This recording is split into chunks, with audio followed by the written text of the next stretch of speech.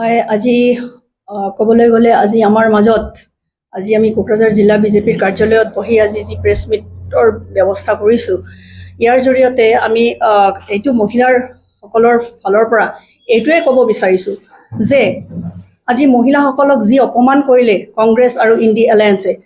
তাৰ বাবে আমাৰ মাজত একোকুৰাকৈ জুই জ্বলি আছে যে আজি আমি মহিলাসকল অকল ভোটাৰেই নেকি আজি মহিলাসকলে ৰাজনৈতিক ক্ষেত্ৰত আগবাঢ়িব নালাগে নেকি এখন সমাজ এখন পৰিয়াল এখন সমাজ এখন দেশ গঢ়িবলৈ হ'লে মহিলাৰ সমভাগিতা জৰুৰী এয়া অৰ্থনৈতিকভাৱে সামাজিকভাৱে ইভেন ৰাজনৈতিকভাৱেও গতিকে আজি ৰাজনৈতিকভাৱে আমাক আগুৱাই দিবলৈ ওলাইছিলে আমাৰ যশস্বী প্ৰধানমন্ত্ৰী নৰেন্দ্ৰ মোদী ডাঙৰীয়াৰ নেতৃত্বত যে আমাৰ 2023ত যি আমাৰ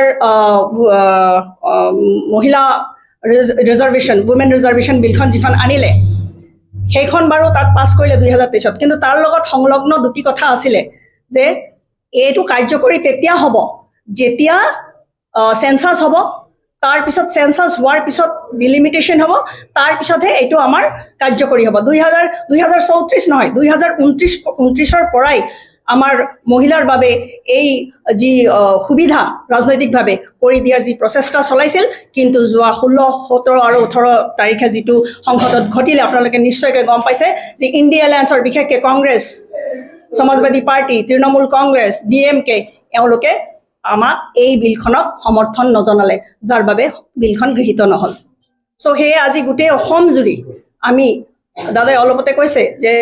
গোটেই অসম জুৰি ইমূৰৰ পৰা সিমূৰলৈ আজি আমি মহিলাসকলে নিজৰ আক্ৰোশ জনাবলৈ মহিলা আক্ৰোশ সমদল বা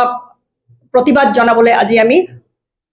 সকলো জেগাতে সকলো জিলাতে আমি একত্ৰিত হৈছোঁ আৰু এই ইণ্ডি এলায়েন্সৰ বিৰুদ্ধে কংগ্ৰেছ যে আমাৰ কিমান ডাঙৰ শত্ৰু মহিলাসকলক কেতিয়াও আগুৱাই যোৱা নিবিচাৰে কাৰণ তেওঁলোকৰ পৰিয়ালবাদ